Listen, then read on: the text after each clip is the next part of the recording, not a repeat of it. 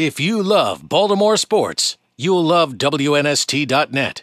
It is Thursday Night Live. Yeah! We are live at the Grill It is cozy. It's like really a farmhouse up here. The noise, it tracks a little bit. It almost feels like, I don't know, M&T Bank Stadium. How loud it's going to get here. I'm Glenn. Ness is on the end of the table. In between us, your host for the evening, number 88, the man of a million targets, I think is what we call him. Rocket 88. Rocket. The great Dennis Pitta is in the house, ladies.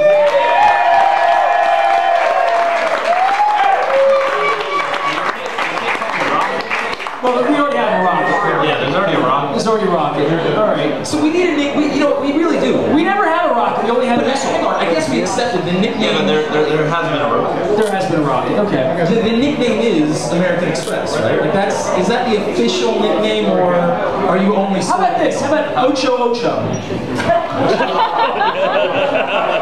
That doesn't have a good ring to it. That's already taken. All right. I'm just going with it. I'm just going with it. So do you get targeted in your sleep? Like I feel like the ball, you've got to be always looking because there might be a ball coming your way. Yeah, it keeps me up at night. What's the most amount of targets in any game? How many times have you ever had the ball, high school, college, ever had the ball thrown your way? You know, I honestly don't know the answer to that question. I'm sure it was in college, but the most catches I've had was high school, I think 13. Okay. I had 12 in a college football game.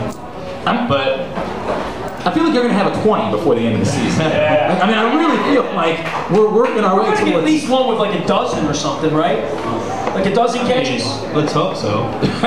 You know, I've never tracked targets before until I got to the NFL because it's so big in fantasy football. Right. So everybody's telling me how many targets I have. In college, we never even worried about targets. They don't care. Well, all you care about is, you know, you're the Mr. All I care about is winning. That's all that matters. I know how you are.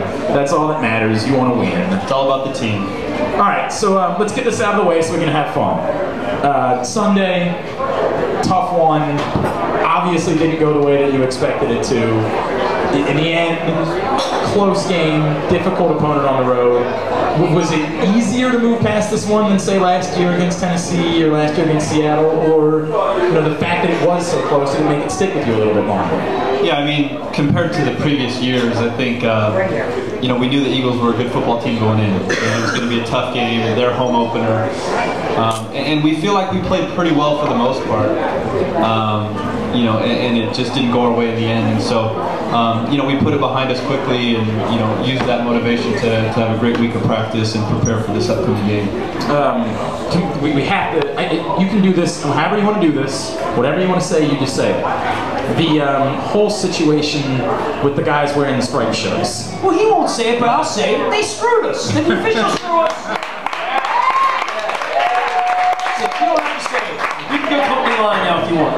Yeah, I mean, there's been a lot made of the referees, and obviously that's been an issue, but, you know, it's going both ways, so you have to understand that, and, you know, you just have to adjust how you play a little bit. You have to be a little bit more physical, especially with the DBs, because you're going to get, you know, held and, you know, roughed around a little bit, and so you just have to adjust your game, and you know it's going both sides, and you know, it's a fair playing field. When things started to get a little chippy, and it did get chippy, is there definitely a feeling amongst these gladiators that are down there that the pushing, the shoving, and all that stuff? I mean, it really feels like many players are trying to get away with stuff that maybe they wouldn't have gotten away with before. And that doesn't mean penalties or fouls or PI or roughing the quarterback or any of that stuff. Just the pushing and shoving to me was a little out of character for what the league usually dictates. Yeah, I mean, you know, normally they don't have much tolerance for that. And you've seen a lot of that over these past 2 weeks in a lot of games. And so, I mean, I don't know. I think players think they can get away with it a little bit more, like you said, and so, you know, you're going to see that more. Well, like last year, Brendan got in the pushing match in Jacksonville. Yeah. He got one half of one right cross in, he was gone. Right. And he didn't even argue it, and he came onto the show with us the next week and said, you know, you throw a punch in the league, you get thrown out. That's just the way it goes. And it's sort of, there was a lot of that going on, specifically in our game on Sunday, and I thought, well, that's the most apparent. Because you can always argue a pass interference call. You can't argue a right cross, you know. Yeah, I mean, it's tough. I mean, the officials are, you know, they're trying to get used to this level of play, and Yeah, I mean, last year when Brennan got thrown out, it was one punch and he was done, and so they definitely had little tolerance for that before, and I think it's a little bit more lenient now, but I think in the next few weeks you're going to see, a big emphasis by the league and by the referees of, throwing more flags. Trying to maintain control. Well, that'll make the game shorter. Yeah. There's no doubt about that. It's only 6 hours on Sunday. Yeah, but for you, I mean, you remember what it was like to, to put on a helmet and a chin strap the first time, even the first practices you went through as a rookie. The speed of the game, it probably took you, every player says that, it takes it back. As an official, if you're not used to it, I mean, if they're coming from college football, even a lower level of college football than the college you played, let alone with upshaw guys like that played in the SEC, the speed of the game takes the players a long time to adjust. I don't know how the officials can adjust that quickly. Yeah, I mean, I think that's a good point. The players are bigger, faster, stronger, and the referees have to be just that much more aware and keen on what's going on. So I think that's a good point, and that's certainly played a factor. Anything else you can talk about with the Eagle game, Glenn, or are we just going to go? No, I've actually been wondering what the Dennis Pitta version of on-field anger is, because he's such an even-keeled dude. Do you say like fudge? Right? Like, is there any dag-nabbit, something like that? Shocks? Gee willikers? Nothing? That just sounds ridiculous. What's the Dennis Pitta, when you get really angry, when a guy like tries to get under your helmet, when a guy tries to take a little bit of a cheap shot on you, what's the really angry Dennis Pitta sound like? Yeah, I don't even know.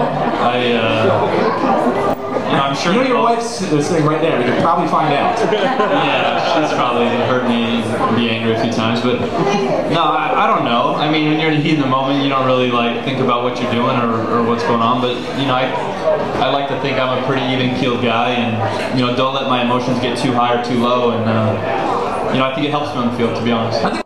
If you love Baltimore sports, you'll love WNST.net.